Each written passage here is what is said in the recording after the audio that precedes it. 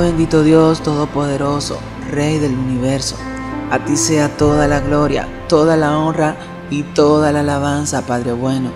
Señor, gracias por el gran privilegio que me da al predicar sobre ti. Gracias Dios por ese gran privilegio de usarme como un instrumento tuyo. Señor, te ruego que tu Espíritu Santo esté en las personas que van a escuchar este tema y principalmente Dios me hable a mí también. En el nombre de Jesús, gracias te doy. Amén, Señor.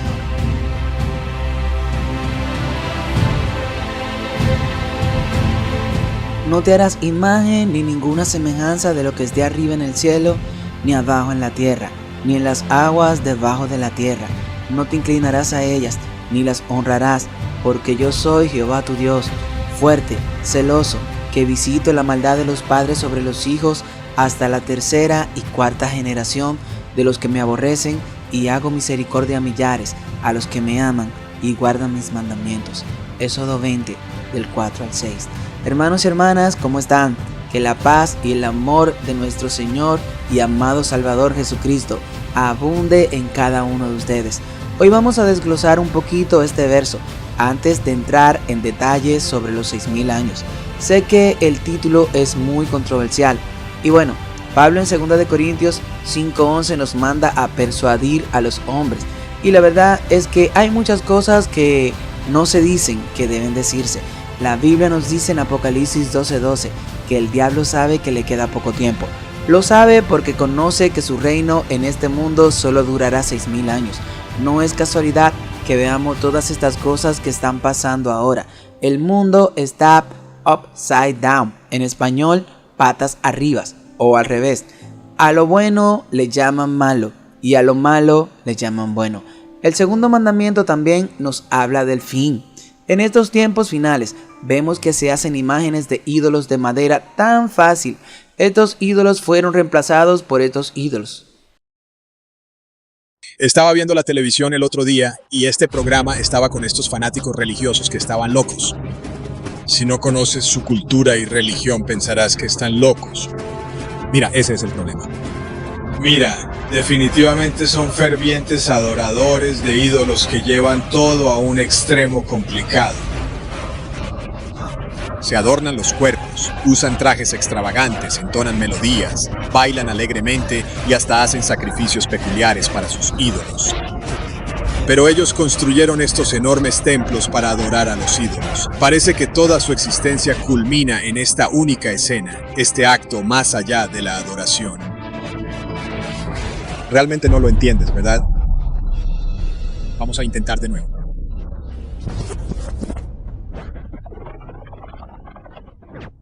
Estaba viendo la televisión el otro día y en el programa aparecieron estos fanáticos religiosos. Están locos. Si no conoces su cultura y religión, pensarás que están locos. Mira, ese es el problema. Mira, ellos son adoradores de ídolos.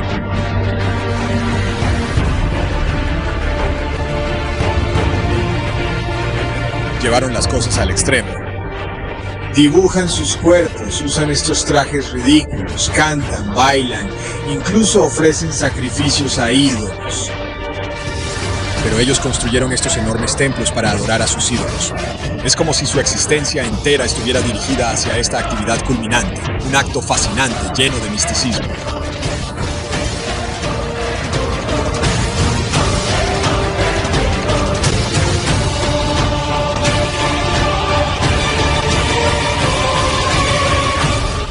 Realmente no lo entiendes, ¿verdad? Vamos a intentar de nuevo.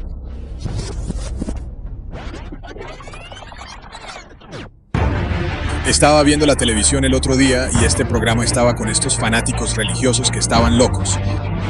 Si no conoces su cultura y religión, pensarás que están locos. Mira, ese es el problema. Mira, ellos son adoradores de ídolos.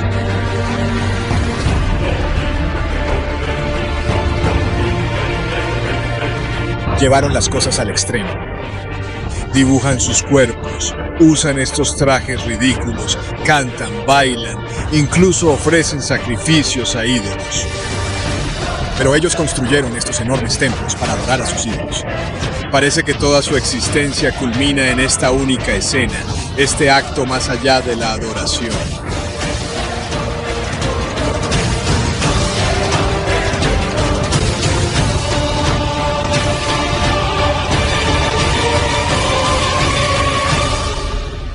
Adoración de ídolos.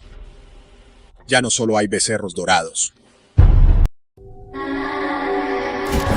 Ella es Ariana Grande, no ella. Esa es Peggy, su admiradora más devota. Sí, ella probablemente se ve y suena como Ariana Grande. ¿Lo tienes? ¿Quieres hacer algo divertido conmigo mañana por la noche? Pero es posible que quieras echar un vistazo más de cerca. Esta es Paige, de 14 años, sin el maquillaje de Ariana. Observe la pared detrás de ella. Cada centímetro está pegado con Ariana Grande. Hasta ahora, mucha gente ya sabía quién era Paige, ya que recibió mucha atención de los medios de comunicación. ¿Estás seguro de que no eres Ariana Grande? A algunas personas les gustan sus vídeos y otras la odian. Pero aquí hay algunas cosas de las que otros no hablan. ¿Es esta la idolatría moderna? Piénsalo bien. A lo largo de la historia, cuando las personas sirvieron a un dios, tuvieron la imagen de un dios. Mira todas las fotos de Ariana Grande en su pared. Además, cuando usted sirve a un dios, usted se esfuerza por ser como ese dios, ser hecho a la imagen de ese dios, seguir sus pasos. Como ser cristiano es ser un seguidor de Cristo, ser como Cristo. Creo que nuestros tiempos modernos se han vuelto tan insensibles a lo que la idolatría realmente es que ni siquiera ya la reconocemos. ¿Has visto el comportamiento de un grupo de fans en un concierto? ¿Los viste levantando las manos en el aire? ¿Alguna vez los has visto llorar, sollozar o incluso desmayarse? ¿Has visto cómo hacen cuando se acercan a sus ídolos?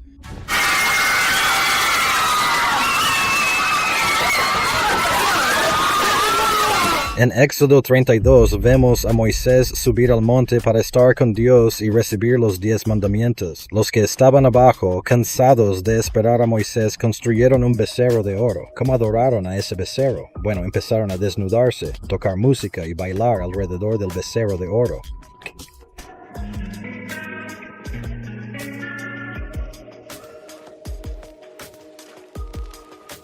Bueno, seguro que hemos visto mucha gente medio desnuda bailando al sonido de la música, pero ¿dónde está el becerro de oro? Según investigadores y teólogos, es más probable que el becerro dorado represente los API de toro, una imagen de un toro con un disco solar en su cabeza que representa el culto al sol. Ahora quiero que presten atención a lo que está detrás de Ariana Grande, y todos los espectadores levantan sus manos con la música y el baile. ¿Podrían los jóvenes y la cultura de hoy caer en la trampa de la idolatría, que cubren las paredes con imágenes de ídolos estadounidenses e incluso se esfuerzan por parecer y actuar como sus ídolos? Paige dijo que Ariana Grande tuvo una gran influencia en niños y niñas. Por supuesto, es como darle las gracias por ser un modelo a seguir para niños y niñas de todo el mundo. Podemos ver qué tipo de influencia tuvo en esta chica de 14 años y ahora tiene 15 años, así que echemos un breve vistazo a algunas de las letras de este influyente artista. Libérate, dijo ella. Eres mejor, más profundo. Estoy fascinado por ti. Como una fiebre mortal. Sí, bebé está en la autopista al infierno.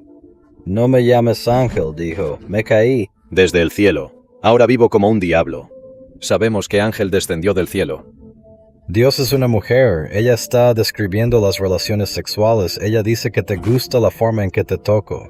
Te gusta la forma en que te toco, mi amor. Después de todo lo dicho y hecho, creerás que Dios es una mujer. En el video musical Break Free, vemos a Ariana sosteniendo un árbol de la vida de la nueva era como la llave de su nave espacial, que también está relacionado con la Kabbalah. La Kabbalah es una rama de la tradición mística judía que involucra el uso de la magia, pero la Biblia condena todo tipo de magia y brujería. Este video debería abrir los ojos a quienes dicen que los medios no me afectan. Romanos 12:2 dice que es obvio no obedecer al mundo, sino cambiar renovando tu mente para que puedas demostrar cuál es la buena, aceptable y perfecta voluntad de Dios. No estamos destinados a ser obedientes al mundo, sino a ser seguidores de Cristo. El mundo está lleno de adoraciones de imágenes. Incluso en las iglesias están adorando imágenes. No están adorando a Dios, están adorando a hombres. Si hoy en día hay tantas personas cristianas muriendo producto de los pinchazos, es porque obedecieron a hombres antes que aquel que le dijo que su cuerpo es templo del Espíritu Santo. El mundo honra a estos cantantes, a estos pobres deportistas. Se han convertido en los nuevos ídolos. Ese poquito tiempo que tiene Satanás es el poquito tiempo que en 1 de Pedro 1:16 se nos dice: en lo cual vosotros os alegráis, aunque ahora por un poquito tiempo, si es necesario, tengáis que ser afligido en diversas pruebas. Estamos al límite de los 6000 años. Y no es casualidad de que nuestro Dios en el segundo mandamiento ya nos los estuviera diciendo. En el verso 5 y 6 dice: porque yo soy Jehová tu Dios, fuerte, celoso, que visito la maldad de los padres sobre los hijos hasta la tercera y cuarta generación de los que me aborrecen, y hago misericordia a millares, a los que me aman y guardan mis mandamientos. Entonces nuestro Dios viene a visitar la maldad de los padres sobre los hijos hasta la tercera y cuarta generación de los que le aborrecen, pero hará misericordia a los que lo aman y guardan sus mandamientos.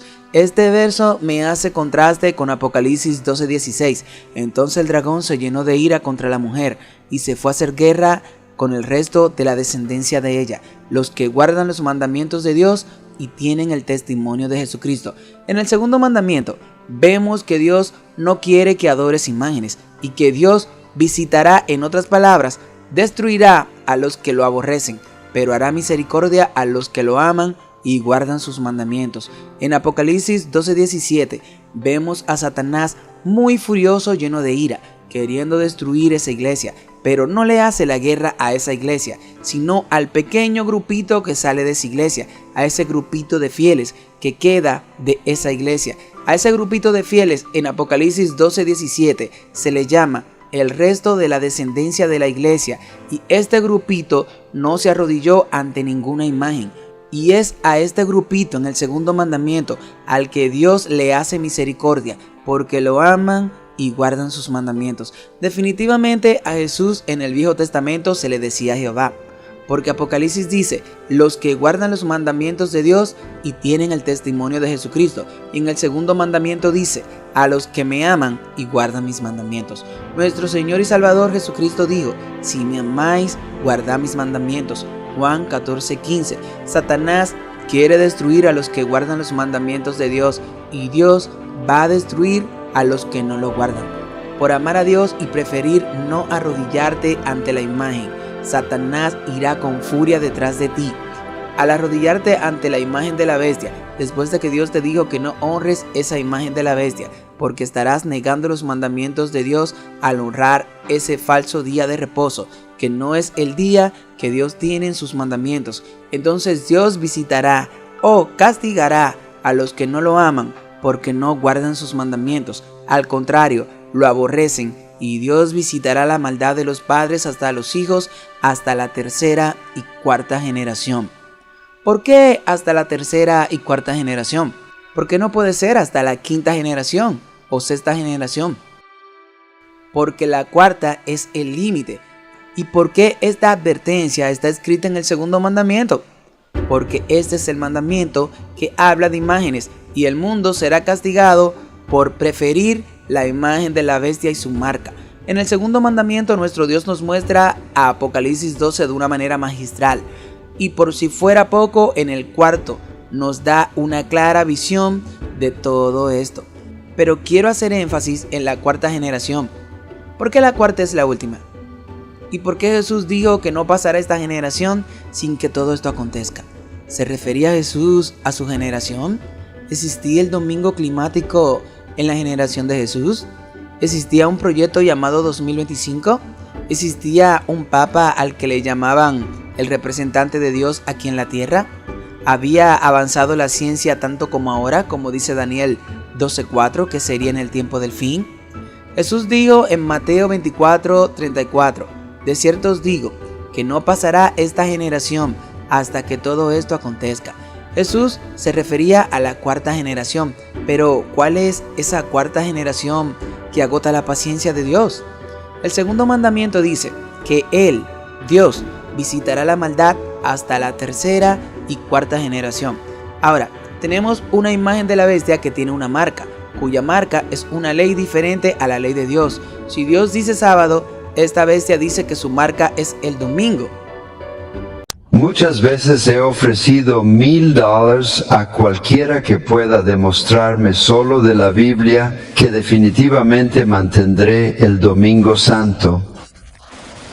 No hay tal ley en la Biblia. Esta es una ley exclusiva de la Santa Iglesia Católica. La Biblia dice que debemos recordar el sábado y mantenerlo sagrado. La Iglesia Católica dice que no, con mi poder divino, abolir el sábado y os ordeno que mantenga santo el primer día de la semana. Mira, todo el mundo civilizado obedece irreverentemente a las órdenes de la Santa Iglesia Católica. ¿Tienes correcto? CSSR en una conferencia en Hartford, Kansas, el 18 de febrero de 1884. Durante más de 1000 años antes de la existencia protestante, la Iglesia Católica, en virtud de su divina misión, cambió el día del sábado al domingo. Catholic Mirror, 23 de septiembre de 1893. Pregunta, ¿qué día es el sábado?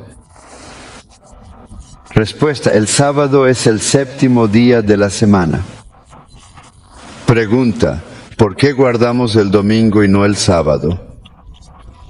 Respuesta, celebramos el domingo en lugar del sábado porque la Iglesia Católica en el Concilio de la Odisea en el año 376 trasladó la solemnidad del sábado al domingo. Peter Geiermann, Convertidos, Catecismo de la Iglesia Católica, segunda edición de 1910, página 50. Preguntas. ¿Hay alguna otra manera de demostrar que la Iglesia tiene el poder de establecer un festival de mandamientos? Responder. Si ella no tuviera tal poder, no podría haber hecho lo que todos los religiosos modernos estaban de acuerdo con ella. Ella no puede reemplazar el domingo, el primer día de la semana, el sábado, el séptimo día. Es un cambio sin autoridad bíblica. Stephen Keenan, Catecismo, página 164. Solo hay una iglesia en la tierra que tiene o pretende tener el poder de hacer leyes, obligar a la conciencia, obligar ante Dios, obligar bajo el castigo del fuego del infierno, por ejemplo, la institución del domingo.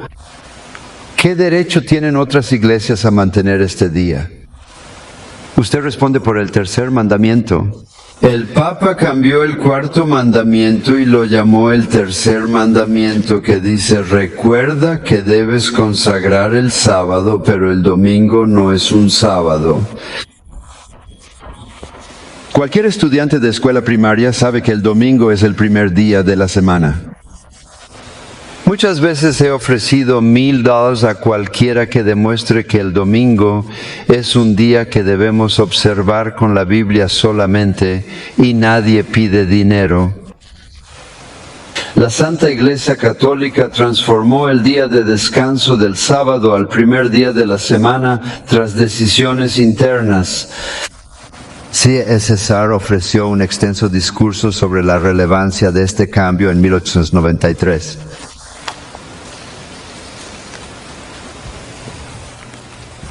Gracias, obispo. La misma Iglesia Católica admite que su marca de autoridad mundial fue el cambio que hicieron al cambiar el sábado por el domingo. La Biblia por ningún lado te manda a convertir el día de reposo, que es el sábado, en domingo. Lo interesante es que aquellos que en el segundo mandamiento Dios dice que Él le hace misericordia es porque lo aman y le obedecen. Mejor dicho, que guardan sus mandamientos. Esto significa que este pequeño grupito está en los tiempos antiguos todavía. Para este grupito Dios no cambia porque ahora estamos en el 2025 y hay mucha modernidad y tecnología. Este grupito se parece a Abraham. y no cambia a pesar de que Dios le diga que su pueblo será esclavo en Egipto, aunque Abraham ni siquiera pueda pensar cómo sería eso, porque en el momento en que Dios se lo decía a Abraham, no se veía ni la más remota forma en que esto pueda pasar. Este grupito llamado remanente solo sabe que si Dios lo dijo, así será, porque el que lo dijo no miente. Hasta la cuarta generación. ¿Acaso somos nosotros la cuarta generación? Vamos a averiguarlo con la mejor fuente que todo ser humano puede tener, la palabra de Dios. Vamos a Isaías capítulo 58, del 11 al 13. Jehová te pastoreará siempre, y en la sequía saciará tu alma, y dará vigor a tus huesos, y será como huerto de riego, y como manantial de aguas, cuyas aguas nunca faltan. Y los tuyos edificarán las ruinas antiguas, los cimientos de generación y generación levantarás, y serás llamado reparador de portillos, restaurador de calzadas para habitar. Si retrajeres del día de reposo tu pie, de hacer tu voluntad en mi día santo, y lo llamares delicia, santo, glorioso de Jehová, y lo venerares, no andando en tus propios caminos, ni buscando tu voluntad, ni hablando tus propias palabras. Fíjense cómo aquí se nos dice que levantaremos los cimientos de generación en generación. Hermanos y hermanas, Dios nos está hablando a nosotros. Por favor, despertemos y levantemos los cimientos ahorita mismo. Isaías 58:11 dice que será el mismo Dios que nos pastoreará. No seremos pastoreados por ningún pastor humano. No se sientan mal, mis pastores humanos. Ustedes mismos necesitan ser pastoreados también por Dios. Ese momento está a punto de llegar, pero mientras tanto debemos respetar a nuestros pastores siempre y cuando hablen con un así, dice el Señor. Dios nos sigue diciendo que en esos momentos difíciles que vienen, Él cuidará de nosotros y dará vigor a nuestros huesos, y seremos como manantiales de aguas. Y entonces en el verso 12 se nos da el gran compromiso: los tuyos edificarán las ruinas antiguas. ¿Cuáles son esas ruinas antiguas? Sus 10 mandamientos, sus 10 incluyendo al sábado, no 9. Entonces en ese mismo verso nos dice de generación en generación. Tremendo. Estamos en la cuarta generación y aquí Dios nos dice que tenemos que volver a los tiempos antiguos y reparar esas cosas que Dios le había mandado al antiguo Israel, pero que por maldad y su indiferencia desaparecieron con el tiempo. Nuestro Dios en el verso 12 nos dice que levantemos esas ruinas antiguas. Lo extraño es que hay ciertas personas que no quieren que volvamos atrás a las ruinas antiguas. Ellos dicen que los tiempos han cambiado y que Dios por lo tanto también debe cambiar. Definitivamente son hijos de Satanás a los cuales el diablo ha infiltrado en la iglesia para que esta obra no se lleve a cabo. El diablo es sabio y ha puesto a sus infiltrados en puesto de liderazgo para arrastrar a las masas. ¿Se han dado cuenta que en la mayoría de iglesias los peores que deben ocupar esos puestos son los que dirigen? Cuando la vista espiritual de una iglesia está nublada y sus miembros no se levantan para detener eso, Dios deja que el enemigo haga lo que quiera con esa congregación. Entonces Dios nos dice en el verso 12 que edifiquemos las ruinas antiguas, los cimientos de generación en generación debemos levantar. Y Dios nos llamará reparadores de portillos, restaurador de calzadas para habitar. Las calzadas se ponen en los pies, claro, valga la redundancia, y los pies son sinónimo del evangelio. Pablo dice en Romanos 10 del 14 al 16: ¿cómo pues invocarán a aquel en el cual no han creído? ¿Y cómo creerán en aquel de quien no han oído? ¿Y cómo oirán sin haber quien les predique? ¿Y cómo predicarán si no fueren enviados? Como está escrito: cuán hermosos son los pies de los que anuncian la paz, de los que anuncian las buenas nuevas. Las buenas nuevas, usted sabe que es el evangelio. Siguiendo en Isaías 58, del 11 al 13, vemos que en el verso 12, Dios nos manda a restaurar las ruinas antiguas. Y en el verso 13, vemos cuál es esta ruina antigua. Es el sábado. Leamos el verso 13. Si retrajeres del día de reposo tu pie, de hacer tu voluntad en mi día santo, y lo llamares delicia, santo, glorioso de Jehová, y lo venerares, no andando en tus propios caminos, ni buscando tu voluntad, ni hablando tus propias palabras, entonces te deleitarás en Jehová, y yo te haré subir sobre las alturas de la tierra, y te daré a comer la heredad de Jacob tu padre, porque la boca de Jehová lo ha hablado. El día del reposo del Señor no es cualquier día. No invite a gente a tu casa y te pongas a cocinarle ese día. No importa quién venga, no lo hagas a menos que sea una emergencia y que alguien se esté muriendo de hambre. No hagas tus marchas de clubes ese día. No celebre el Día de las Madres ese día.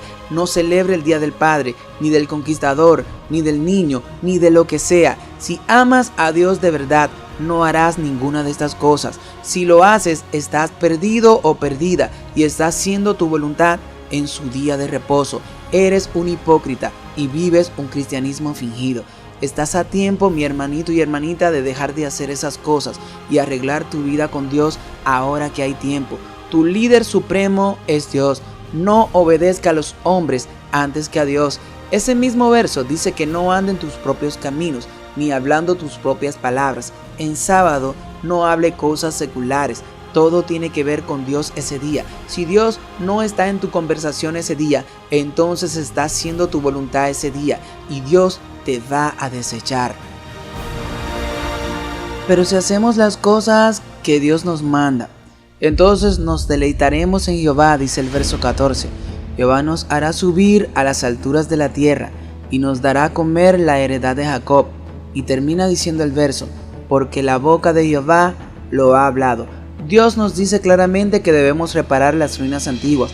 No importa que nos llamen anticuado, arcaico, que pensamos que somos a la antigua. Nuestro Dios quiere que volvamos a los tiempos antiguos, porque los cristianos de este tiempo modernos a Él no le agradan. Él quiere cristianos que hagan su palabra, y el pequeño grupito de la última generación serán conocidos como los que guardan los mandamientos de Dios y tienen el testimonio de Jesucristo. Si tenemos el testimonio de Jesucristo, Jesús nos dará las fuerzas para guardar los mandamientos de su Padre, guardarlo de verdad, sin poner ningún día festivo para celebrarlo ese día. Dios no puede ser burlado. Lea la Biblia completa desde el Antiguo Testamento hasta el Nuevo Testamento y usted no encontrará ninguna celebración de nada en el día de reposo.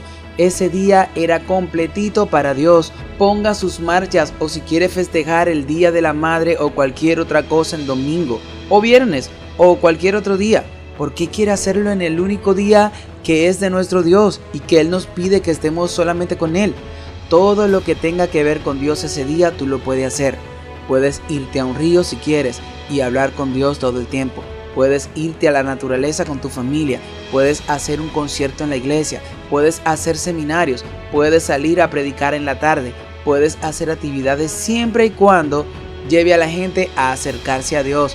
Pero los ensayos de tus marchas de guías mayores, para nada le veo el lado espiritual a hacerlo en sábado. No sé ustedes, pero yo no le veo nada espiritual a estar ensayando una marcha en sábado. No hagan su voluntad en mi día santo, dice el Señor. Ser adventista es más que estar bautizado en la iglesia adventista. Es ser reparador de calzadas y reparador de las ruinas antiguas. No lo digo yo, lo dice la Biblia. Estos adventistas fueron llamados a reparar estas ruinas antiguas en el 1844. Todas las iglesias antes de eso no predicaban el sábado con el poder que lo hacen hoy los adventistas. Todos estos primeros adventistas venían de iglesia donde se guardaba el domingo, pero Dios los juntó de todas las iglesias y se unieron a proclamar que Cristo venía el 12 de octubre del 1844. Jesús no vino ese día, pero sí pasó del lugar santo al lugar santísimo. ¿Por qué sucedió esto? Porque en el lugar santísimo es que está el arca del pacto con los 10 mandamientos adentro. Desde ese momento, el sábado volvería otra vez a la palestra pública. Y desde ese momento que Jesús entró al lugar santísimo, empezaron las 4 generaciones. Recuerden que hablamos de generaciones en el verso de Isaías. Y es aquí donde empiezan. Alguien me dirá, pero ¿y entonces las generaciones de antes? Créanlo, que los reparadores de calzadas vienen desde 1844. Los reparadores del muro, los reparadores de los mandamientos de Dios, de los 10, no 9. Les recuerdo que el verso 12 dice, y los tuyos restaurarán las ruinas antiguas. También les recuerdo que este grupito proclamaría el tiempo del fin, pero este no sería el fin, sino que sería el tiempo de reparar los tiempos antiguos. Ellos estaban en la primera generación, no en la última. Ellos predicaban el fin, porque realmente viene el fin, pero ellos no estaban tan cerca como nosotros. Es por eso que en ese mismo verso dice las siguientes palabras: los cimientos de generación en generación levantarás. Ellos empezaron, ahora nosotros terminamos la obra. Ellos han sido la primera generación en empezar este movimiento desde el 1844, cuando la ley de Dios volvió a estar vigente en el mundo, ya que Cristo pasó en ese momento del lugar santo al lugar santísimo. No lo digo yo, lo dice Daniel 8:14 y Hebreos 9:12. No tengo tiempo para entrar en esos estudios, pero es maravilloso estudiar estas cosas con el Espíritu de Dios quemándote el corazón. Son muchas las iglesias que creen que Cristo está en el santuario, pero pocas son las que se detienen a ver al frente de qué está Cristo en el santuario, ahí en el lugar santísimo. Cristo está frente al arca del pacto, donde están los 10 mandamientos. Es por eso que todo aquel que tenga a Cristo como su sumo sacerdote y haga lo que Él le mande en sus mandamientos, será salvo. No por guardar los mandamientos, sino porque Cristo es su justicia y ellos se parecen a Él y ellos lo obedecen a Él. Ellos no guardan el sábado como los fariseos lo hacían, lo hacen como Cristo lo hacía. El segundo mandamiento nos dice que la final generación será la cuarta. Éxodo 20:5 dice: no te inclinarás a ellas, ni las honrarás, porque yo soy Jehová tu Dios, que visito la maldad de los padres sobre los hijos hasta la tercera y cuarta generación de los que me aborrecen. No puedes inclinarte a la imagen de la bestia, ni a su marca, ni a su día de reposo, porque desde la primera generación que empezó en 1844, cuando el sábado empezó a restaurarse, las ruinas antiguas empezaron a restaurarse por la primera generación de reparadores de portillos o restauradores de calzadas para habitar. La cuarta generación debe hacer lo mismo, porque los cristianos de estos tiempos modernos han perdido el rumbo. Otra vez hay que reparar los cimientos antiguos y la pelea será más grande ahora, porque ahora también tendremos que pelear contra muchos hermanos que celebran fiestas paganas ese día. Todos esos días inventados por la gran ramera los celebran en el día de reposo de nuestro Dios, ya sea San Valentín, Día de las Madres, la Navidad y un montón de festividades. Sin lugar a dudas, la última generación de fieles deberá luchar para reparar las ruinas antiguas con el mundo y también con los hermanos dentro de la iglesia. Una generación en la Biblia es de 40 años. Hablemos con la Biblia. Números 32:13. Y la ira de Jehová se encendió contra Israel, y los hizo andar errante 40 años por el desierto, hasta que fue acabada toda aquella generación que había hecho mal delante de Jehová. Salmos 95 del 10 al 11. 40 años estuve disgustado con la nación, y dije: pueblo es que divaga de corazón, y no han conocido mis caminos. Por tanto, juré en mi furor que no entrarían en mi reposo. Dios le dio la tierra de los amorreos a los israelitas en la cuarta generación, ya que la maldad de los amorreos llegó a su colmo en la cuarta generación de los israelitas que salieron de Egipto después de los 400 años. Eso está en Génesis 15, del 13 al 21. La maldad del amorreo llegó al colmo en la cuarta generación, y entonces Dios le dio la tierra del amorreo a los israelitas. Por si no lo saben, el pueblo de los amorreos es citado en Ezequiel 16:23 y se refiere a un pueblo en Canaán. Canaán era la tierra prometida que Dios le prometió a Abraham que le daría a su descendencia. Dios no les dio esta tierra a los israelitas inmediatamente salieron del desierto. Dios se la dio en la cuarta generación, cuando la maldad del amorreo llegó a su colmo, según Génesis 15:16. El segundo Israel, que somos nosotros, entraremos a la tierra prometida, pero no la del Eteo, ni la del Jebuseo o la del Amorreo, las cuales eran pueblos de Canaán, sino a la patria celestial. Si el gran Yo Soy decía que la tierra de Canaán manaba leche y miel, imagínense qué manará de la tierra prometida, porque sabemos que si nuestra morada terrestre, este tabernáculo, se deshiciere, tenemos de Dios un edificio, una casa no hecha de manos, eterna en los cielos, y por esto también gemimos deseando ser revestidos de aquella nuestra habitación celestial. Segunda de Corintios capítulo 5 del 1 al 2. Por la fe habitó como extranjero en la tierra prometida como en tierra ajena, morando en tiendas con Isaac y Jacob, coherederos de la misma promesa, porque esperaba la ciudad que tiene fundamentos, cuyo arquitecto y constructor es Dios. Hebreos 11 del 9 al 10. Hermanos y hermanas, toda la gloria sea para nuestro Dios amado y eterno Padre Celestial. El gran yo soy se merece toda la gloria por toda la luz que estamos recibiendo ahora. Nunca he visto esto, ni en inglés ni en español. Suena arrogante decirlo, pero créame, este tipo de estudio usted no lo va a encontrar en ninguna parte. Por lo menos yo no lo he visto de manera tan detallada con estos cálculos y estos versos que nuestro Dios pone ahora en mi corazón. Definitivamente toda la gloria sea para Dios que cumple su promesa. Así que Dios le dio la tierra prometida en la cuarta generación a los israelitas que salieron del desierto. No fue después de los 40 años en el desierto que ellos conquistaron inmediatamente la tierra de Canaán. No, recuerden que debieron luchar para poder poseerla. El mismo Josué le dio la vuelta a Jericó 7 veces para conquistarla. Y después de eso pasaron muchos años para que en su totalidad pudieran conquistar a Canaán. Pasaron 4 generaciones para conquistar a Canaán por completo, tal como se lo dijo Dios a Abraham casi 700 años antes que eso pase. Así mismo pasó. En la cuarta generación ellos conquistaron la tierra prometida, porque la maldad de los eneos, los ceneseos, los camoneos, los eteos, los fereceos, los rafaitas, los amorreos, los cananeos, los gergeseos y los jebuseos llegó a lo más alto. La Biblia dice que llegó a su colmo. Génesis 15 del 19 al 21. Génesis 25. El segundo mandamiento nos dice que es en la cuarta generación donde la maldad llegará a su colmo. Porque yo soy Jehová tu Dios, fuerte, celoso, que visito la maldad de los padres sobre los hijos hasta la tercera y cuarta generación de los que me aborrecen. Nosotros estamos en la cuarta generación. Estamos llegando al límite donde Dios ya no aguantará más la maldad. Este mundo está lleno de maldad, pero Dios se levantará cuando invaliden su ley en su totalidad, cuando el mundo se rinda ante Satanás y acepte su falso día de reposo. El Salmo 19, 126 lo dice de esta manera: tiempo es de actuar, oh Jehová, porque han invalidado tu ley.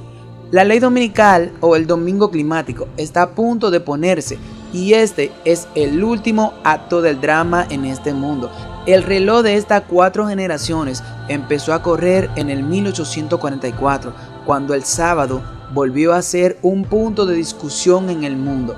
Era normal que eso pasara, porque Jesús estaba frente a este mandamiento en el lugar santísimo. Ahí nacieron los adventistas del séptimo día como los reparadores de las ruinas antiguas. El verso 12 de Isaías capítulo 58 dice que levantarían esos cimientos de generación en generación. Fíjense cómo se habla de generación. Podemos ver el contraste que se habla aquí. Todo aquel que espera la segunda venida de Jesús es un adventista.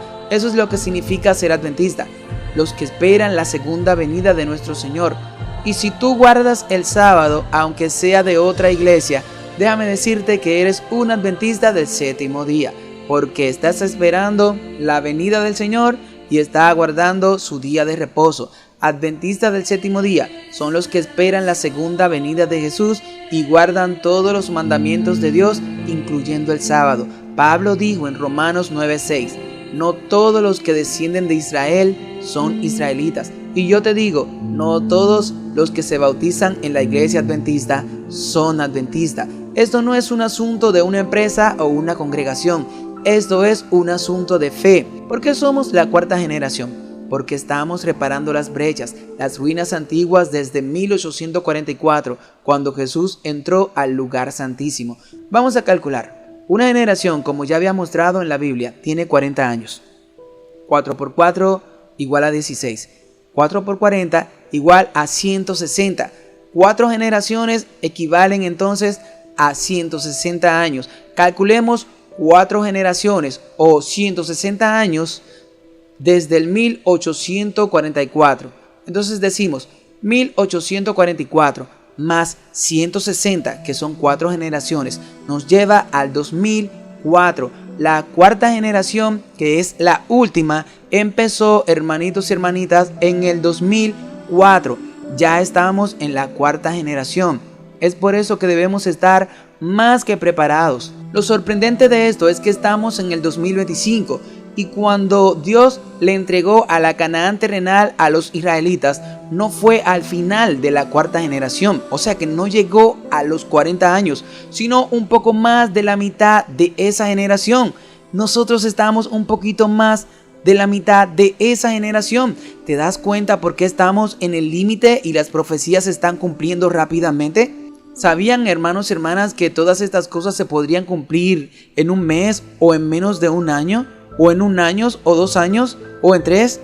El tiempo de peligro como nunca ha habido está frente a nuestras narices. Los vientos del tiempo de angustia se están soltando poco a poco, pero serán soltados de manera brusca en un instante y todo el mundo quedará pata arriba, upside down como se dice en inglés.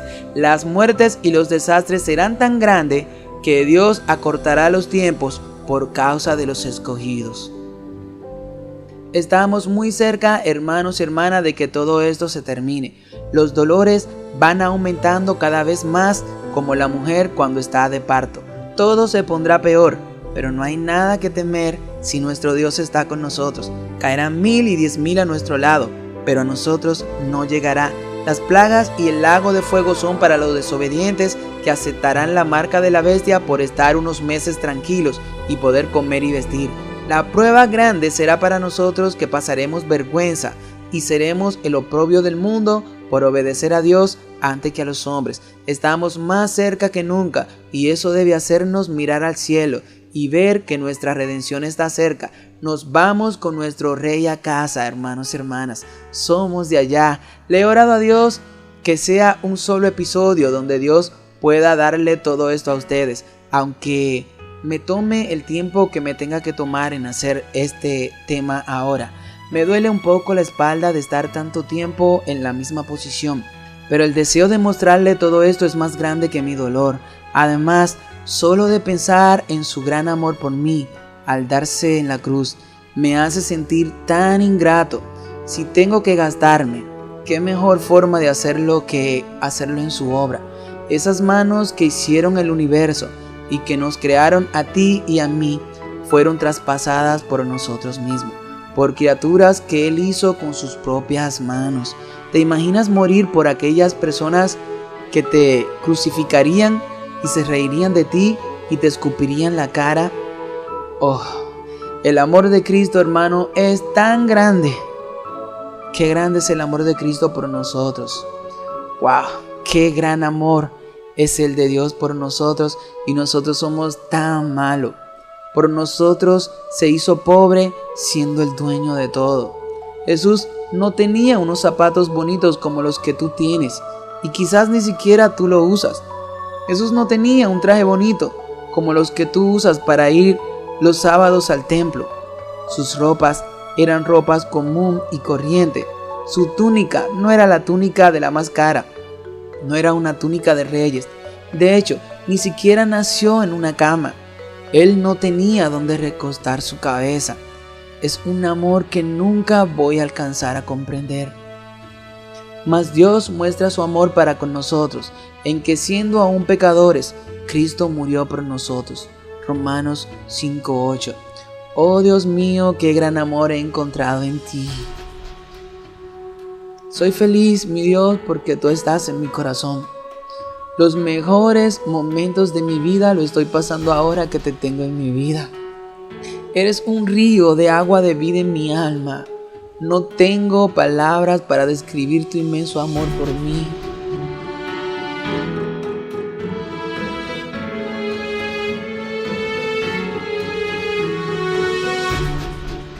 Un amor tan valioso y al mismo tiempo gratis para el que quiera llegar a ti.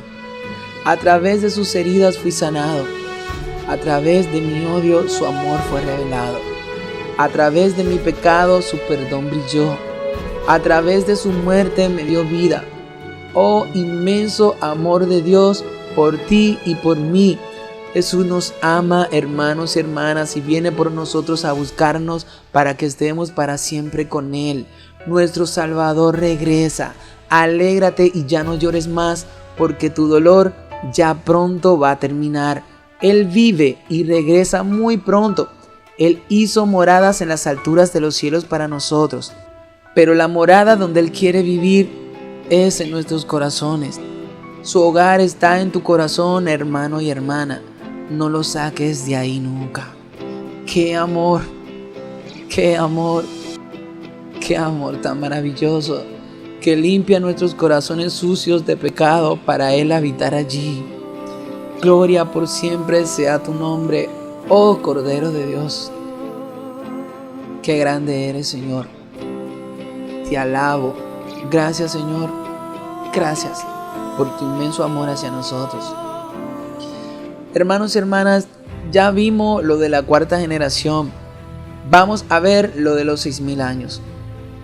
Todo lleva a lo mismo. Los 6000 años terminan en la cuarta generación.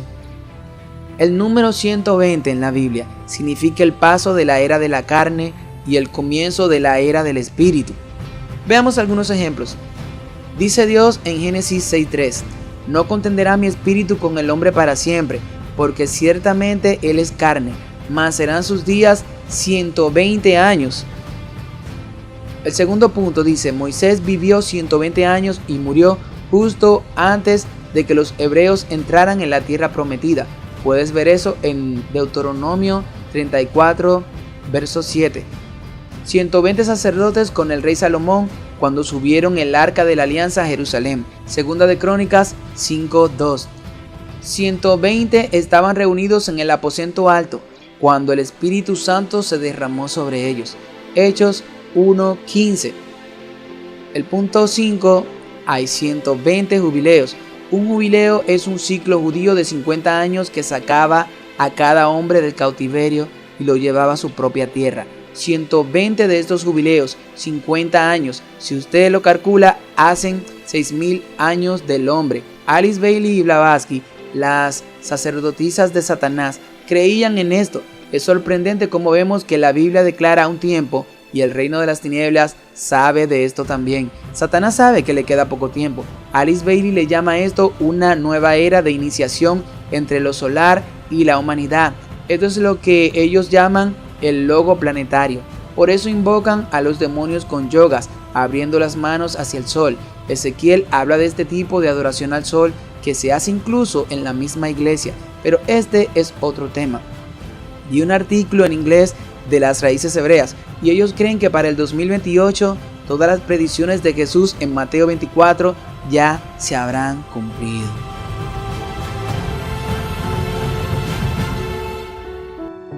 Mas os amado, no ignoréis esto, que para con el Señor un día es como 1000 años y 1000 años es como un día. El Señor no retarda su promesa, según algunos la tienen por tardanza, sino que es paciente para con nosotros, no queriendo que ninguno perezca, sino que todos procedan al arrepentimiento. Pero el día del Señor vendrá como ladrón en la noche, en el cual los cielos pasarán con gran estruendo, y los elementos ardiendo serán deshechos, y la tierra y las obras que en ellas hay serán quemadas. Segunda de Pedro, capítulo 3, verso 8 al 10. El fin del mundo se acerca. Esta es la cuarta y última generación.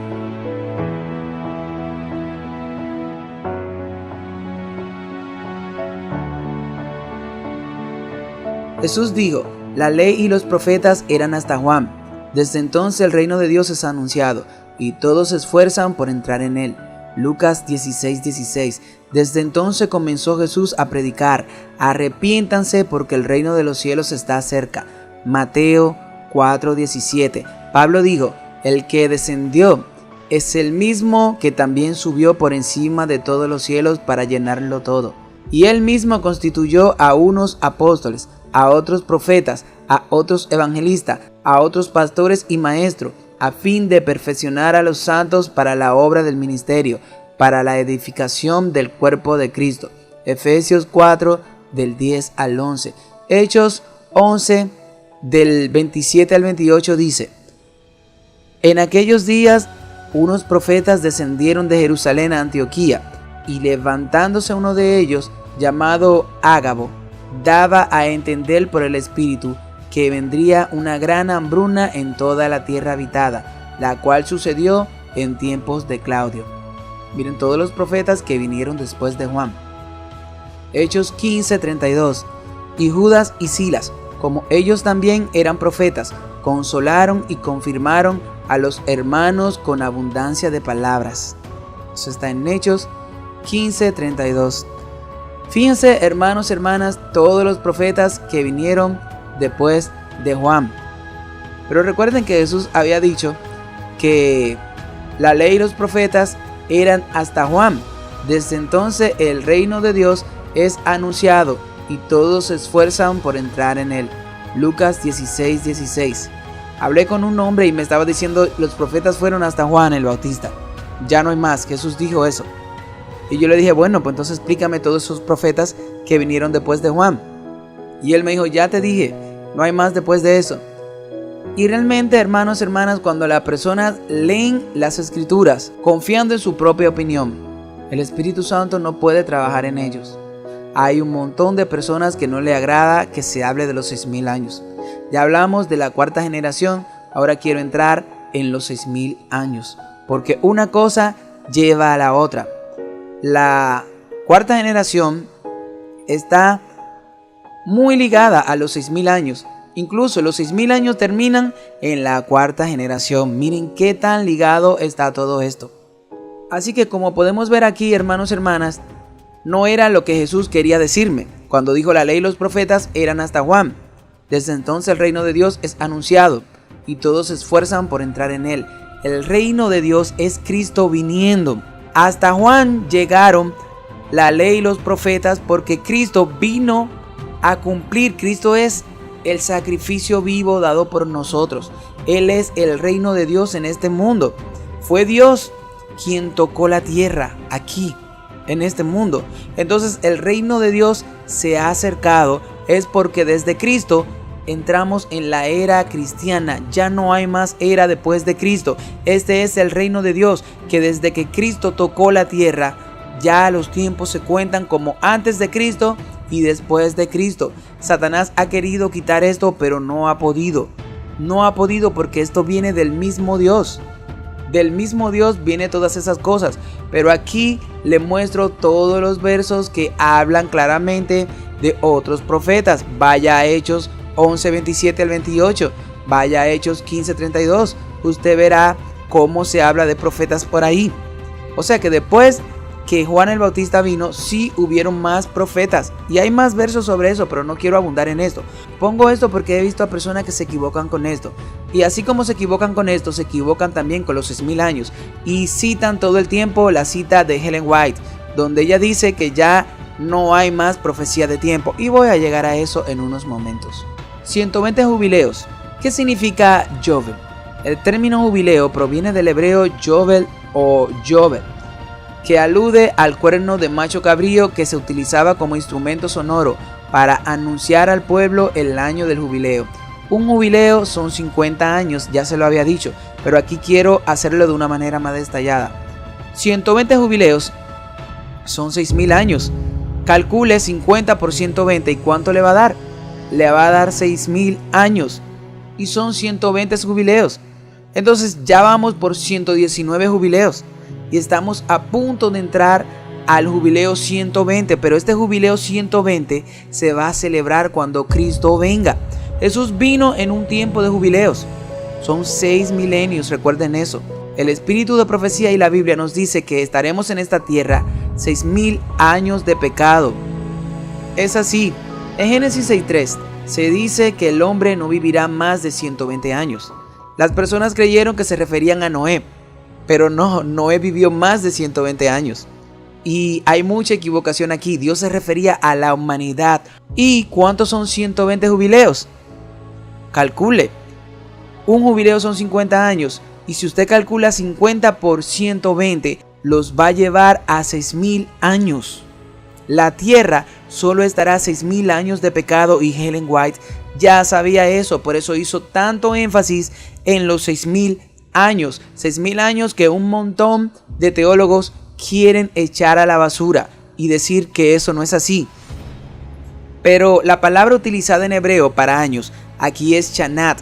Pueden ver la enciclopedia Strong H8141, que significa tempos. Entonces el pasaje no se refiere a la edad de un ser humano, De hecho, Jacob vivió 147 años. Por ende, se trata de una unidad de medida de tiempo límite para la especie humana. Y jubileo es la escala cíclica que mide el tiempo divino. Un jubileo son 50 años, es decir, 7 semanas de 7 años, que son 49 años, y el año 50 se denomina como el año del jubileo. Con lo cual, Génesis 6:3, lo que se dice es que el hombre no vivirá más de 120 jubileos, esto es 6,000 años, y luego habrá una especie de reseteo para comenzar una nueva era, no esa nueva era que dice Blavatsky y Alice Bailey, sino un plan divino de 1000 años en el cielo con nuestro Señor Jesucristo. Así que son 6,000 años aquí abajo en la tierra y 1000 años con Cristo allá en el cielo. Esta es la semana cósmica, 6,000 años aquí y 1000 años de descanso. Ahí se cumple la semana. 6 días trabajarás, más el 7º día descansará. Todo eso está aquí. Dios pudo hacer una semana de 8 días, o de 9 días, o de 6 días, pero la hizo de 7. Desde la creación del mundo ya el Señor nos estaba enviando códigos para entrar en sus misterios y ver estas cosas.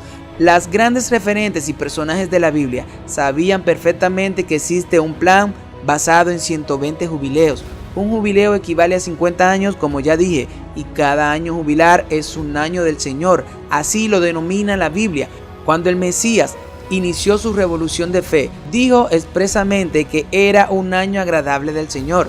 O sea, era un año de jubileo o año 50 de acuerdo a los ciclos totales desde el principio de los tiempos. Fin de los tiempos. Veamos si esto se refiere a la humanidad, esto de los 120 años, o se refiere a Noé. La Biblia dice en Génesis 9, del 28 al 29, y vivió Noé después del diluvio 350 años, o sea, Dios nos estaba refiriendo a Noé. Y fueron todos los días de Noé 120 años. O sea, Dios se está refiriendo a las personas. A las personas se está refiriendo Dios cuando habla de estos 120 años. Dios se está refiriendo a la humanidad que moriría. Fíjense que Dios no dice Noé, dice toda carne. La humanidad no se acabó con el diluvio. Ahora, ese mundo antediluviano se acabó con el diluvio, claro está. Y fueron 120 años que le dio Dios a ese mundo. Pero esto también es un contraste con el mundo global. ¿Por qué? Porque 120 jubileos hacen 6,000 años. Cada jubileo son 50 años. Vuelvo y repito. Multiplique 50 por 120 y los va a llevar a 6,000 años. La Biblia dice, y vivió Noé después del diluvio 350 años. O sea, no fue a Noé que se refirió esto. Y fueron todos los días de Noé 950 años y murió. Génesis 9 del 28 al 29. También habla de Moisés. Era Moisés de edad de 120 años cuando murió. Sus ojos nunca se oscurecieron, ni perdió su vigor. Deuteronomio 34:7. Fíjense cómo Moisés entró al cielo a los 120 años también. Todavía hay personas que no ven estas cosas que Dios nos muestra tan clara. Y esto está en la Biblia, le estoy hablando con la Biblia. Porque hay muchos que dicen, no, eso fue Ellen White que dijo eso. No, esto está en la Biblia, hermanos y hermanas. Eso está en la Biblia, puede buscarlo por usted mismo y lo encontrará. Moisés entró al cielo a los 120 años. Miren qué cosa. ¿Usted cree que Dios lo llevó porque él estaba enfermo? Aquí dice que no. Dice incluso que sus ojos nunca se oscurecieron, ni perdió su vigor. Vaya y véalo en Deuteronomio 34:7. No me crea a mí, créale a la palabra de Dios. Dice Ellen White, declaré definitivamente a estas personas fanáticas en las reuniones espirituales celebradas en Jackson que estaban haciendo la obra del adversario de las almas, que se hallaban en tinieblas, pretendían poseer una gran luz según la cual el tiempo de gracia terminaría en octubre del 1844. Fíjense cómo ella le está hablando a un grupo de gente que todavía en el 1844 estaban diciendo que el tiempo de gracia se había terminado. No que Cristo pasó al lugar santísimo, sino que el tiempo de gracia se había terminado. Entonces declaré en público que el Señor le había placido mostrarme que no habría una fecha definida para el mensaje dado por Dios desde 1844. Fíjense cómo ella está hablando aquí claramente de que no habría una fecha definida para el mensaje dado por Dios desde 1844, pero se lo está diciendo a un grupito que creía que la gracia se había cerrado en 1844. Usted puede buscarlo, eso está en Mensajes Selectos, tomo 2, página 83. Esto viene del 1885. Recuerde bien ese año, 1885, ya dijo esto. Entonces sigue diciendo, nuestra posición ha sido de esperar y velar sin que se proclame un tiempo o fecha que tenga lugar entre el fin de los periodos proféticos en 1844 y el momento de la venida de nuestro Señor. Fíjense cómo le está hablando a esas mismas gentes. Esto fue en el 1888, 3 años luego. Entonces sigue diciendo Ellen White, la gente no tendrá otro mensaje acerca de un tiempo definido. Después de este lapso, Apocalipsis 10 del 4 al 6, que ahora abarca desde 1842 a 1844, no puede haber ningún cómputo definido de tiempo profético. El cálculo más prolongado llega hasta el año de 1844. Oigan cómo dice, el cálculo más prolongado llega hasta 1844.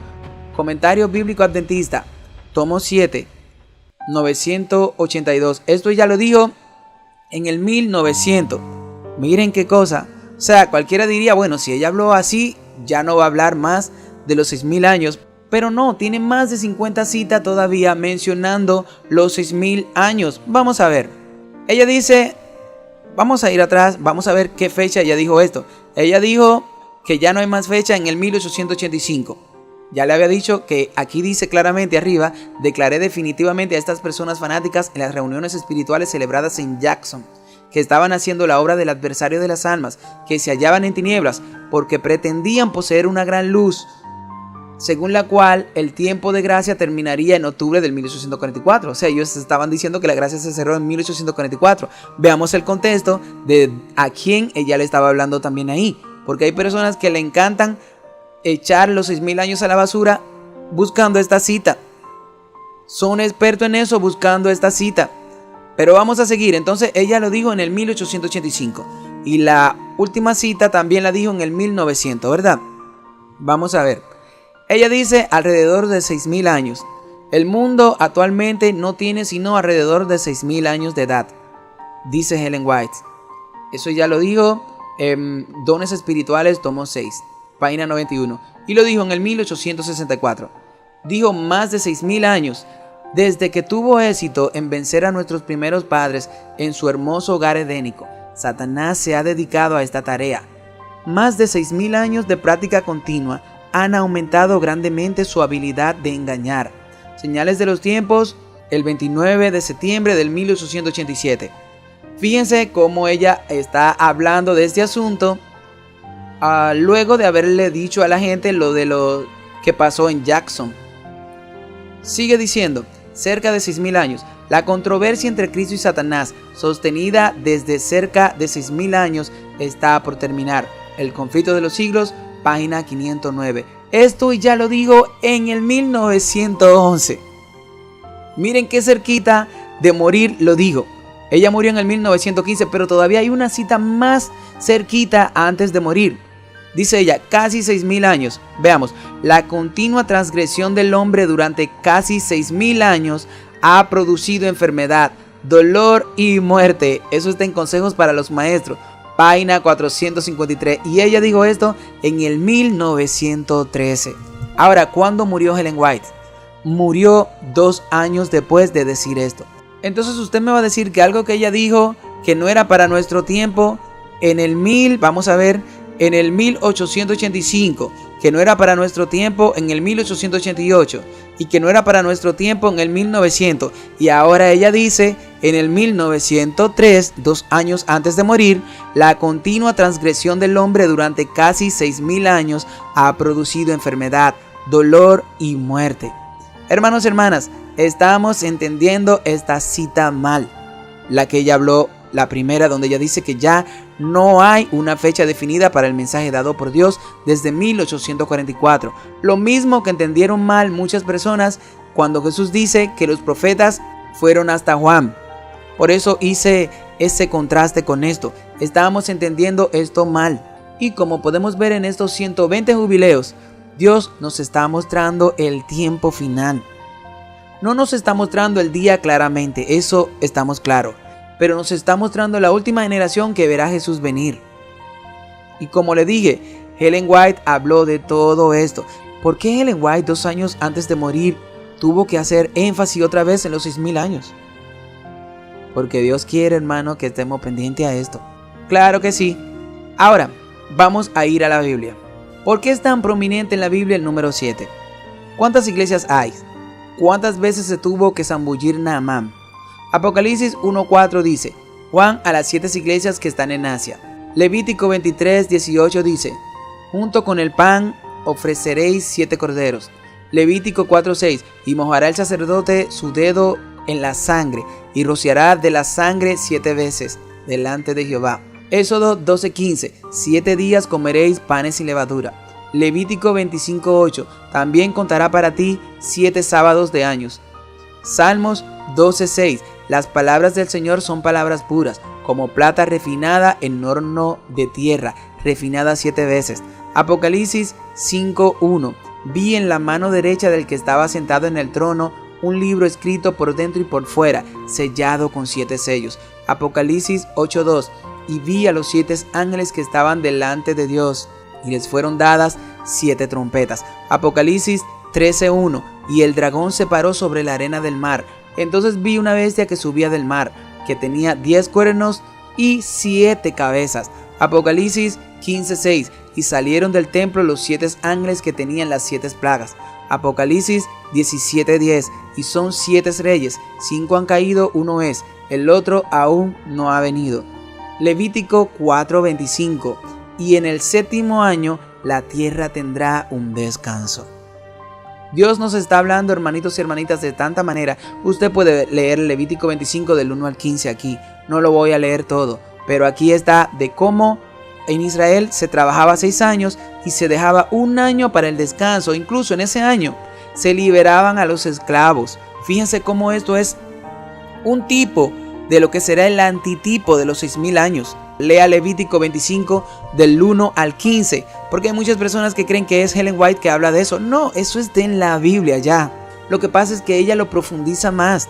El conflicto de los siglos, página 638 dice: el gran conflicto siguió su curso. Durante 6000 años, el Hijo de Dios y sus mensajeros celestiales lucharon contra el poder del maligno. Fíjense, ella habla de 6000 años.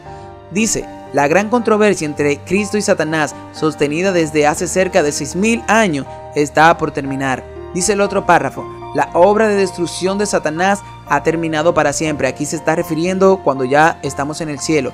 Durante 6000 años obró a su gusto, llenando la tierra de dolor y causando penas por todo el universo.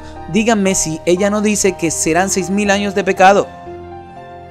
Aquí se está hablando del capítulo de los salvados. Y ella dice: durante 6000 años obró a su gusto, llenando la tierra de dolor y causando penas por todo el universo.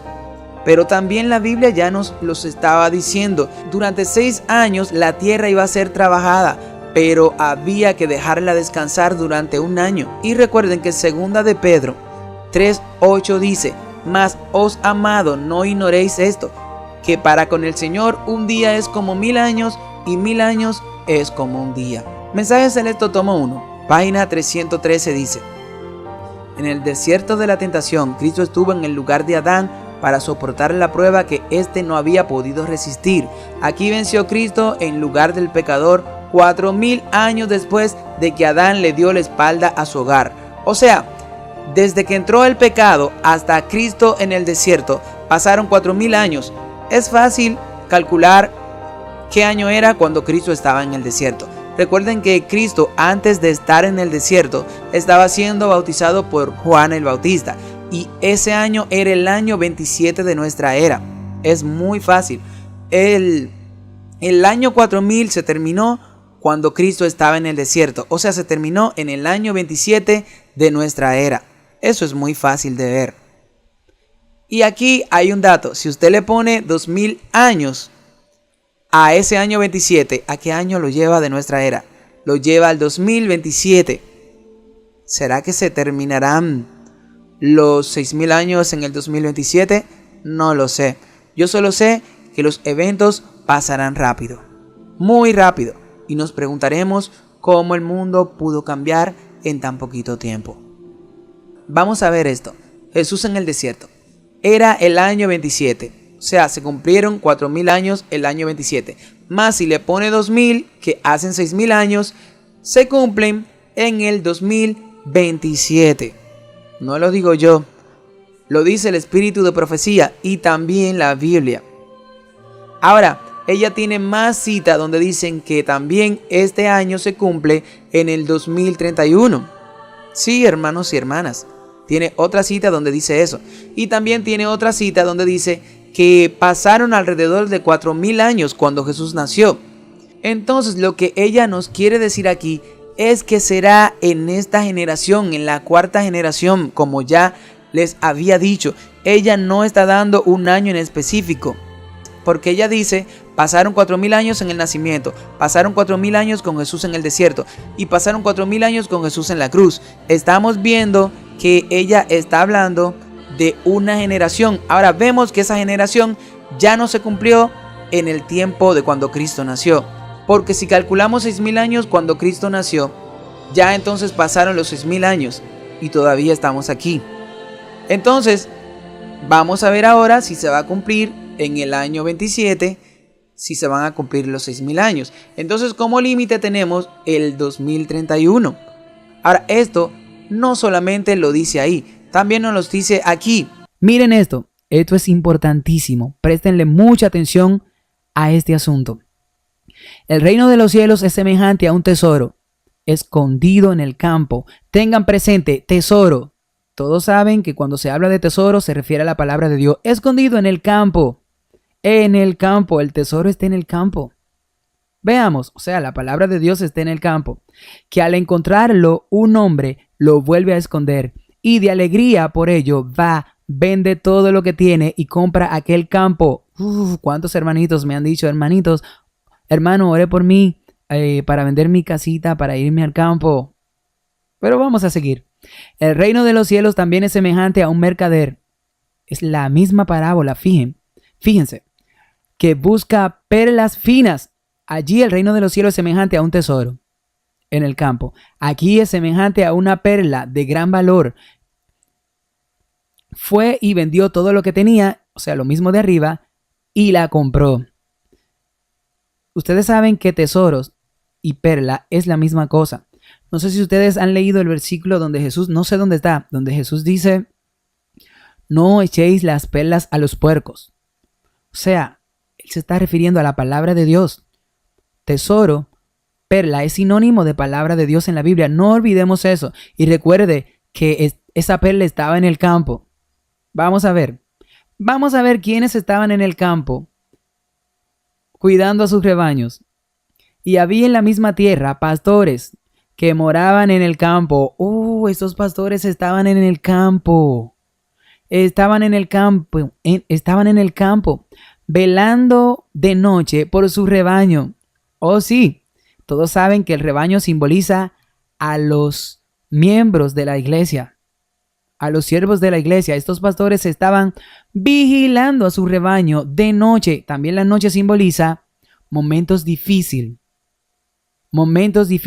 No fueron momentos difíciles cuando nos quisieron poner los pinchazos de Babilonia y salieron pastores del campo, porque lo de las ciudades no lo escuché.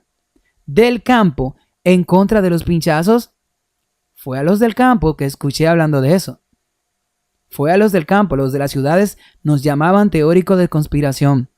Y te repito, eso fue en la primera venida de Cristo, a quien se le reveló que Jesús había nacido.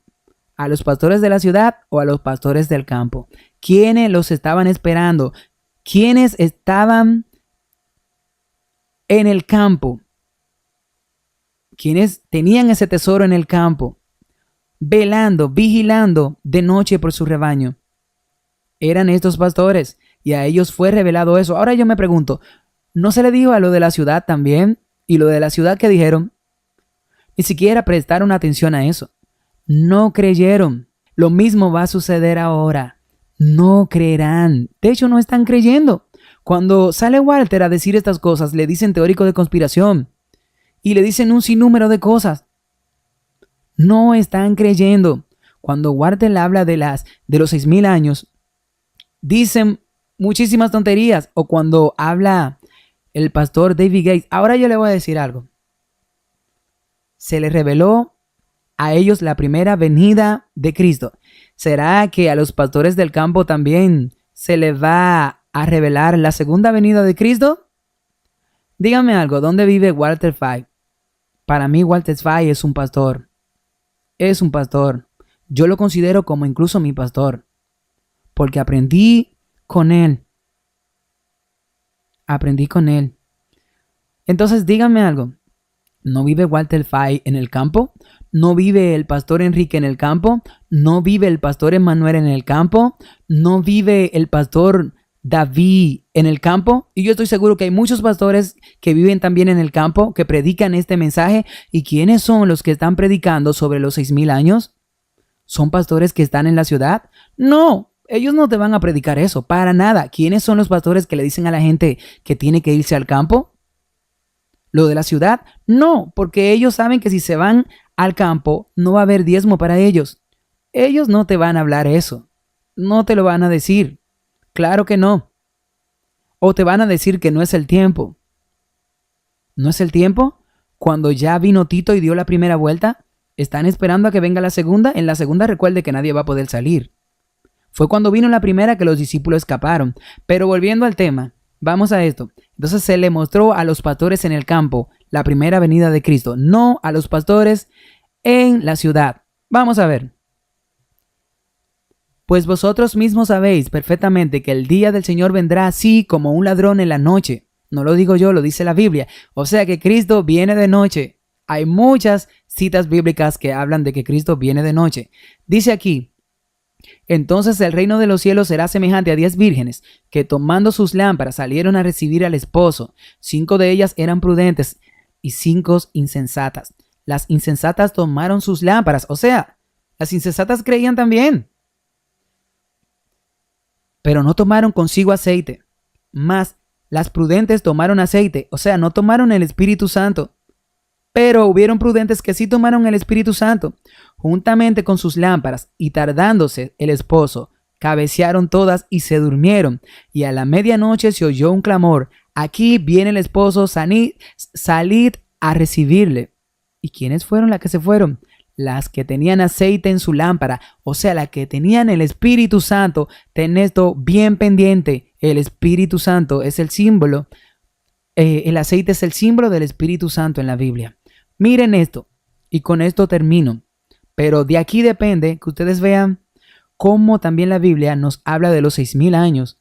Miren esto, Mateo 22, y habiendo convenido con los obreros 1 denario al día, los envió a su viña. ¿Cuánto se pagaba por un día de trabajo? 1 denario.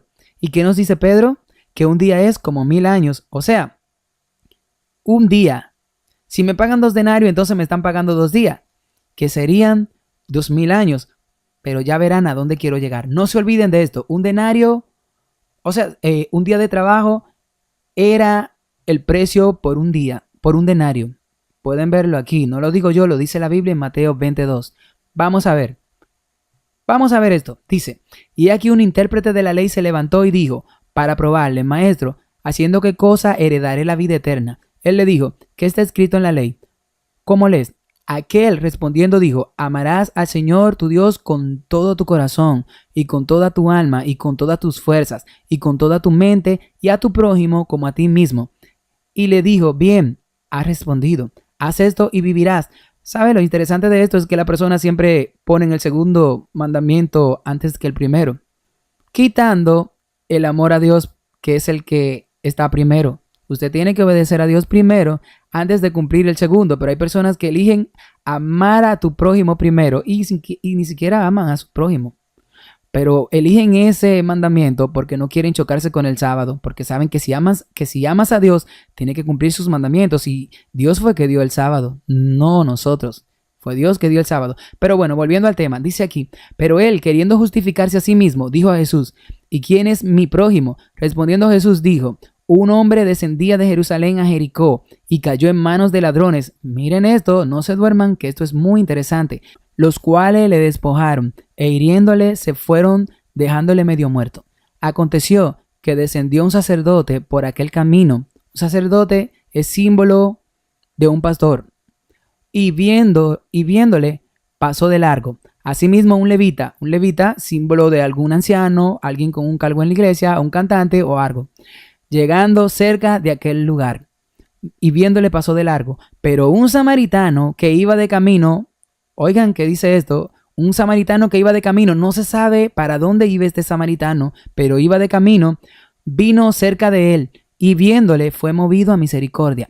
Y acercándose, vendó sus heridas, echándoles aceite y vino y poniéndole en su cabalgura, lo llevó al mesón. El mesón era un lugar de esos que quería buscar María y José cuando María iba a dar a luz, pero no encontraron.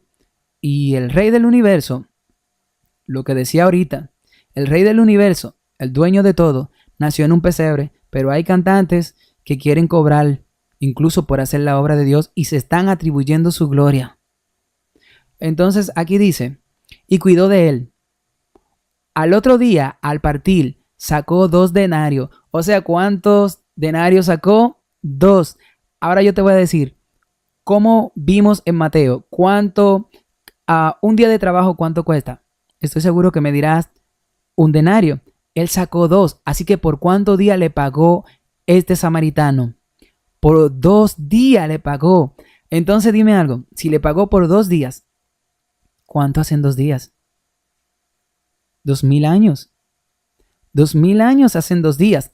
Ahora, dime algo. Cuando Jesús contó esta parábola, ¿qué año era para ese momento? El año 27. El año 27 de nuestra era. Es por eso que me voy más a del 2027. Ahí está el señor Víctor San Vicente, que dice que es en el 2031. Pero aquí podemos ver incluso con la Biblia que nos lleva al 2027. Nos lleva al 2027. Entonces le pagó 2 denarios. ¿Por qué pagó 2 denarios? ¿Por qué ese señor no pudo pagar 3 o 4 o pagó 1? ¿Por qué? Ese era el año 27 y habían pasado 4000 años. Entonces si tú le agregas 2000 años te lleva al 2027. ¿Pero por qué pagó 2? Y no pagó 3 o pagó 1. No sé si tú puedes ver aquí que el Señor te está mostrando claramente las cosas.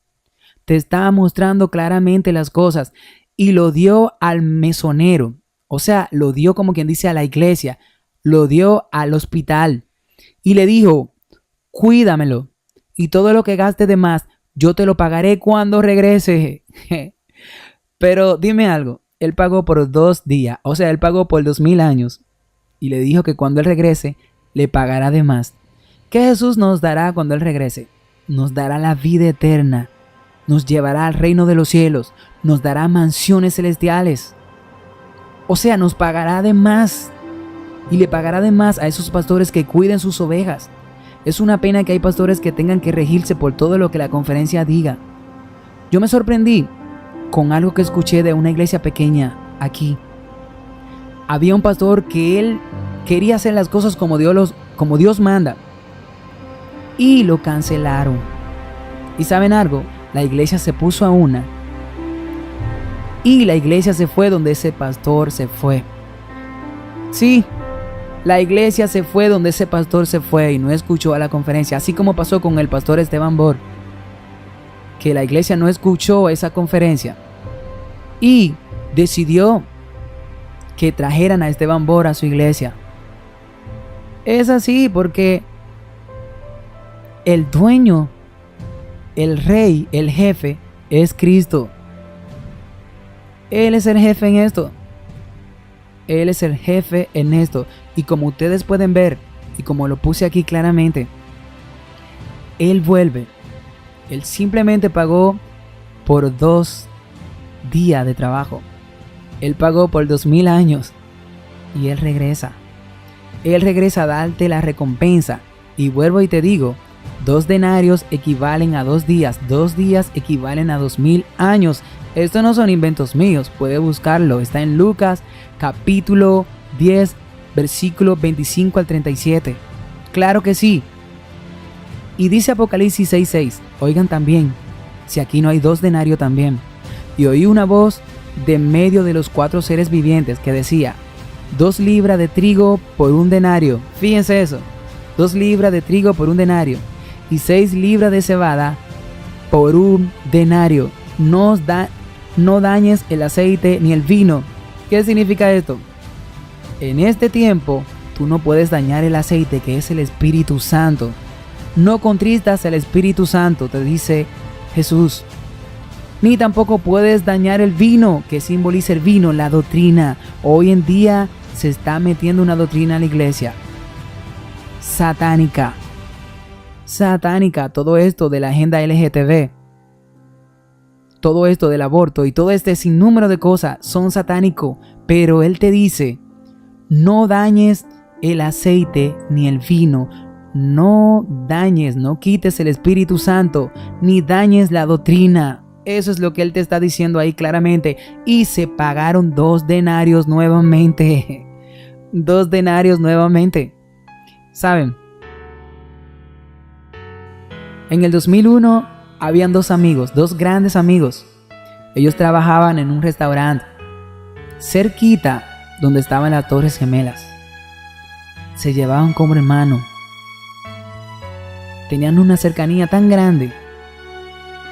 Y ellos decían que eran hermanos, aunque eran amigos. Disfrutaban todo. Era el uno para el otro. Recuerden que en la Biblia se muestra una gran amistad también con David y Jonathan. Y saben, mandaron a unos de ellos a ir a la Torre Gemela a llevar un encargo. Y mientras este fue a la Torre Gemelas, pasó el gran problema. Ustedes saben lo que sucedió. Cuando los 2 aviones chocaron y derrumbaron la torre, su amigo estaba ahí adentro. Él se volvió loco. Todos corrían de un lado a otro. Y él quiso ir también. Y empezó a llorar. Empezó a llorar porque él sabía que su gran amigo estaba dentro de la torre. Él le preguntó a su jefe que lo dejara ir a la torre. Su jefe le dijo, no puedes ir porque si vas a morir tú también. Probablemente tu amigo ya esté muerto también. Pero ¿saben algo? Él no obedeció a su jefe y salió corriendo a buscar a su amigo, a su mejor amigo. Él no lo iba a dejar ahí y fue a buscar a su amigo. Cuando él llegó, él apareció nuevamente en el restaurante con su amigo en brazos. Su amigo ya estaba muerto y él estaba llorando desconsoladamente. Su jefe le dijo, te lo dije, no debiste ir. Tú pudiste morir también ahí. Y saben, él le dijo, valió la pena que yo haya ido. Su jefe le dijo, ¿cómo que valió la pena si él está muerto? Pero él le dijo, cuando yo fui, él no estaba muerto. Y él me miró y me dijo, yo sabía que tú regresarías por mí. Yo sabía que tú no me ibas a dejar aquí. Yo sabía que tú volverías por mí. ¿Sabes algo? Hace 2000 años una persona se fue y él prometió volver por ti. Él prometió regresar por ti. Él es tu gran amigo. Él dice No hay mejor amigo que este, que el que pone su vida por la de sus amigos. Jesús puso su vida por nosotros.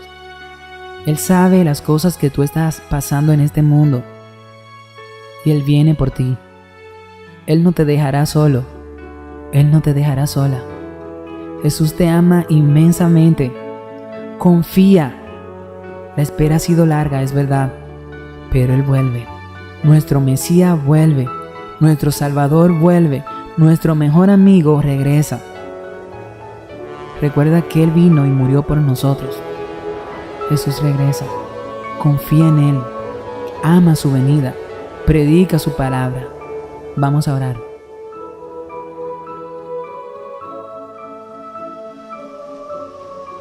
Padre querido, Padre Santo, Señor, en este momento cierro mis ojos y abro mi corazón, pidiéndote, Dios, que desde allá, desde tu lugar santísimo, eches una mirada a tus hijos aquí en la tierra y, Señor, tenga misericordia de nosotros. Ayúdanos, Dios, a buscarte de todo corazón, Señor. Ayúdanos a seguirte. Perdona nuestros pecados. Perdona, Dios, nuestra tibieza. Ayúdanos a enfocarnos en ti y no ver esto, Dios, como partidos políticos, que si tú eres de la conferencia, que si tú eres de los disidentes. No, Dios, somos tuyos. Pertenecemos a ti. Tú nos compraste y nos compraste con sangre. Nos redimiste, Señor. Pertenecemos a ti. Somos los que siguen al Cordero de día y de noche, Padre. Ayúdanos, Dios, a llevar tu palabra a un mundo que perece. Te necesitamos, Señor. Cuida de esas personas, Dios, que están pasando por momentos duros en estos momentos. Señor, es muy fácil decir que las cosas estarán bien cuando no somos nosotros los que estamos pasando por esos momentos. Señor, ayuda a aquellas personas que te están pidiendo de todo corazón. Señor, pero ayúdalo primeramente en su vida espiritual, porque todas las cosas de este mundo pasarán. Ayuda a aquellas personas, Dios, que te están rogando por una casita en el campo. Señor, hay muchos corazones que quieren irse, pero no saben cómo. Dale la fe suficiente, Dios, y permite que ellos den el primer paso. Que ellos salgan a buscarlo, aunque no sepan ni siquiera cómo los van a pagar. Porque tú abrirás puertas, Señor. Prepáranos, Dios, para las cosas que se avecinan. La iglesia no está preparada, pero tu remanente sí. Y tú llamas, iglesia, a tu remanente. Ese remanente que no tiene un nombre de una iglesia. Ese remanente que son los que guardan tus mandamientos y tienen el testimonio de Jesucristo. Gracias a Dios por tu gran amor y tu misericordia. Ayúdanos, Dios, donde quiera que estemos, a ser luz para los demás. Y perdona nuestros pecados. En el nombre de Jesús. Amén. Gracias, hermanos y hermanas. Dios les bendiga. Y yo sé que esto será hasta que Cristo venga. Maranata. Cristo regresa. Dios les bendiga a todos.